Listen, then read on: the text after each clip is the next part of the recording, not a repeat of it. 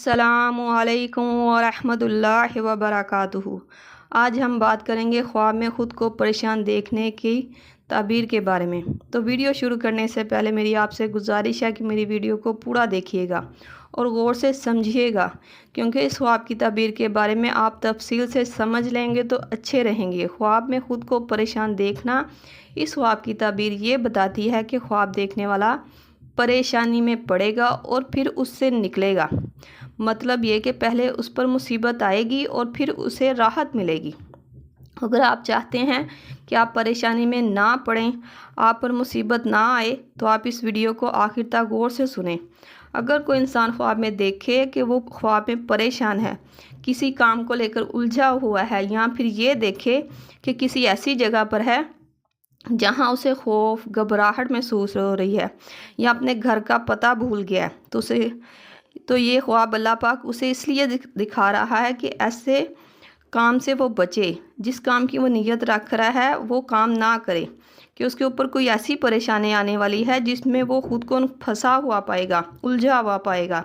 इस परेशानी से निकलने के लिए ख्वाब देखने वाले को चाहिए कि वो जिस काम का इरादा कर रहा है उसे ना करे। जिस काम को करने का वो सोच रहा है उसे चंद महीनों के लिए ना करे, क्योंकि इस ख्वाब के बाद वो जिस काम को भी करने का इरादा करेगा नुकसान उठाएगा।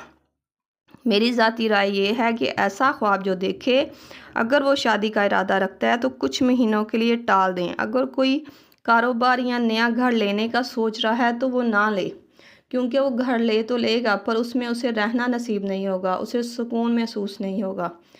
अगर वो कारोबार करेगा तो उसमें उसे कामयाबी नहीं मिलेगी, उसे रिज़्क नहीं मिलेगा। फिर आखिरकार वो ख़रीदा हुआ माल जो उसने अपने कारोबार के लिए ख़रीदा होगा उसे आगे सस्ते में बेचना पड़ेगा। और अगर वो पसंद की शादी की सोच रखता है तो कुछ महीनों के लिए इस रिश्ते में ना पड़े। मतलब ये कि शादी ना करे, वरना उसे परेशानी का सामना करना पड़ेगा। इन चंद महीनों में वो जिस कदर हो सके अस्तगफिरुल्लाह रब्बी मिन कुल्ली ज़ंबिन व अतूबु इलैह की तस्बीह पढ़े, क्योंकि ये ख्वाब की ताबीर आपकी ज़िंदगी का रुख बदलने वाली है। जिस ज़हनी दबाव में आप पड़े हो उससे बचने के लिए अस्तगफिरुल्लाह पढ़ें, खुद का सदका दें, अपने हक में बेहतरी की दुआ करें भी और करवाएं भी। फिर जब 81 दिन के बाद आप कोई काम करना चाहो तो कर सकती हैं, क्योंकि इन दिनों में जो आपने अमल किया होगा वो इस ख्वाब की नहुसत को, इसकी बुरी ताबीर को अल्लाह पाक टाल देंगे। मैंने सोशल मीडिया पर बहुत वीडियो सर्च की, पर किसी ने इस ख्वाब को इतना सीरियसली नहीं लिया। इस ख्वाब की ताबीर को किसी ने भी सही तरीके से तफसील के साथ शेयर नहीं किया। मेरा मकसद सिर्फ इस वीडियो को आपके साथ तफसील के साथ शेयर करने का यही था कि आप आने वाले बुरे वक्त से बच सकें।